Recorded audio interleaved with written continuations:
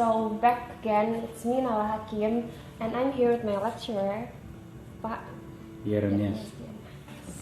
So today I'm going to interview about hate speech. Yeah. So what do you think about hate speech and what do you know about it? Yeah. So what do you think about hate speech and what do you know about it? When people are talking about hate speech, they are talking in terms of, let's say, first one is hate speech as a statement. So people are delivering message that intended to demean or to brutalize other people. Yeah. So that's a common definition. But also people thinking of the using of cruel and derogatory language on the basis of real or alleged membership in a social context. People might understood hate speech as a speech that attack a person or a group on the basis of protected attributes in terms of race, religion, ethnic origin, or nationality, and those things. But then in our context, in Indonesian context also, we can refer the definition of hate speech to our electronic transaction law. And we have this law number 11/2008. And when we read at Article 28, paragraph 2, there you find that every person, hate speech refer to the act or the speech that every person intentionally and without the right to disseminate information intended to incite hatred or hostility. So hate speech is actually, in my opinion, is a speech that was deliberately done to humiliate others, and this is done on the basis of religion, ethnic nationality, or sexual orientations and those things. So have you personally been the target of hate speech? No.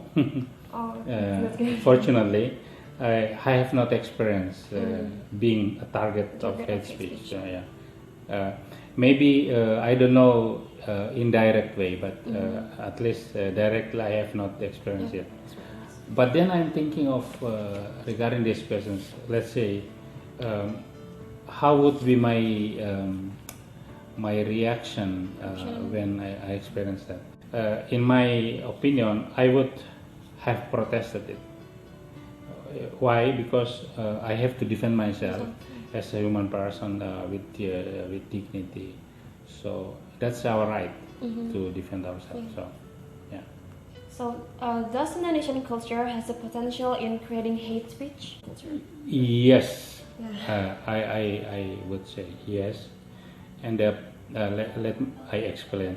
So the potential for conflict exists in Indonesia, because in Indonesian society is indeed a plural society. So we know in Indonesia there live around more than 1,000 tribes, 1,300 something. Then we have more than 742 regional languages. That's a lot. We have 6 official religions, but then we have also so many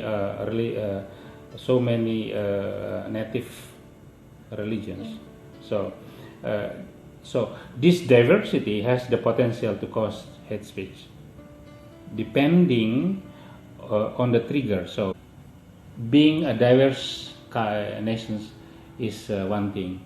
You need this kind of trigger to cause the hate speech. Then we have to talk about the triggers. So in my opinion, the triggers can be many. For example, let's say in society we talk about economic inequality between social groups may trigger this kind of hate speech. But we have also the case of unfair law enforcement. We have also uneven populations distribution. We have also unequal economic access to public goods.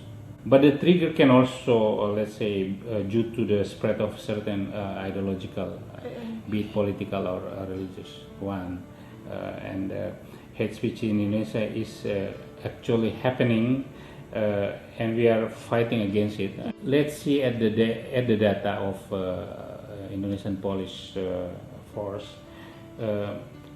From the data of Indonesian Police, we let's say it states that during 2017 to 2018, there have been almost 4,000 hoax and hate speech content on social media.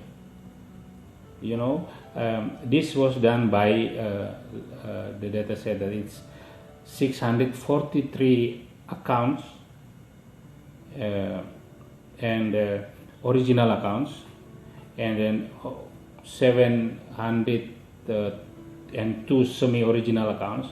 Then interestingly, it's about 2,533 anonymous accounts. So note that let's say that the number of anonymous accounts in Indonesia has actually increased from 2017, that's only 733, to 2,533 in 2018. So what does that mean? So that's hoax and hate speech in Indonesia is done by people or groups who do not want to be responsible because of these anonymous accounts. Yeah. So I think the only purpose of spreading hate speech is merely to spread hatred and hostility. So this is going to be the last question. Okay. What precaution do you have to take in order to prevent hate speech? As I have said, cultural diversity does not automatically develop into hate speech, right? So there must be trigger.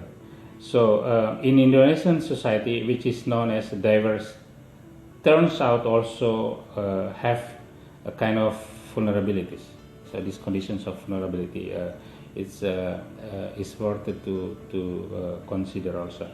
One of the vulnerability I mentioned that there are thousands of anonymous accounts that spreading hoax and hatred that cannot be held responsible. Another vulnerability is let's say the smartphone ownership. Yeah. So let us consider the data presented by. I found out the data supplied by Databox, and I mentioned some here.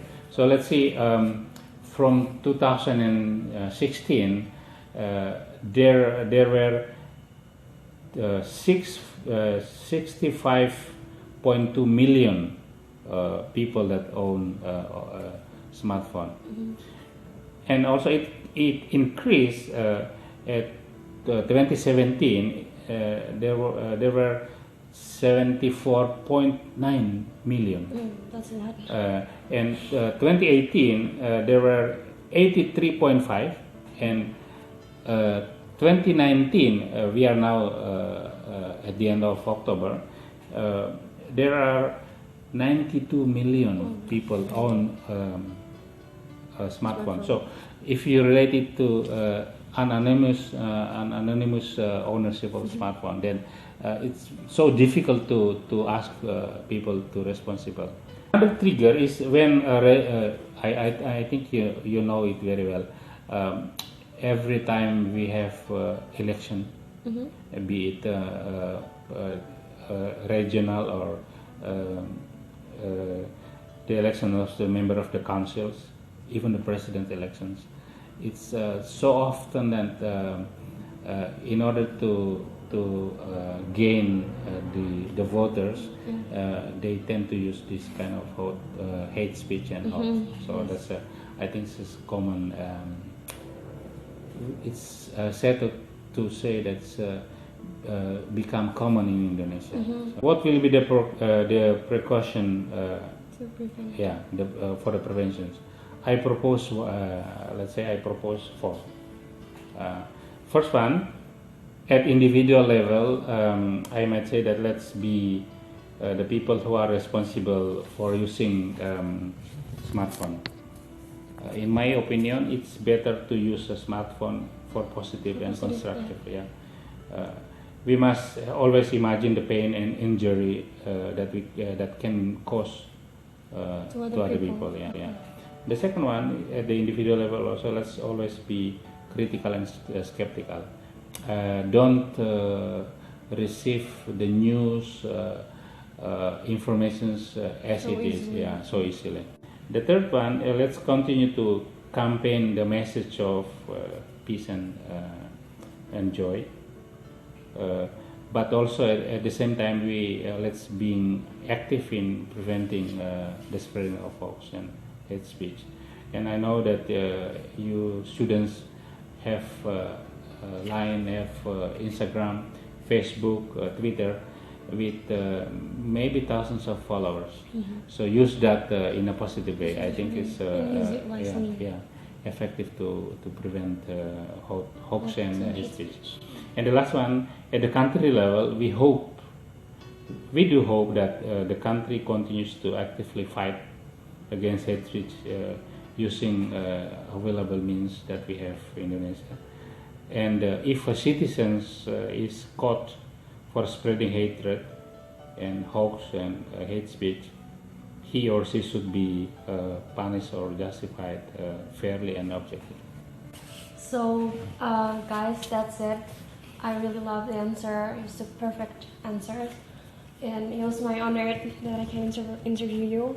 Yeah. So, thank you so much. So, that's it. You're Bye. welcome, Naura. Thank you very much.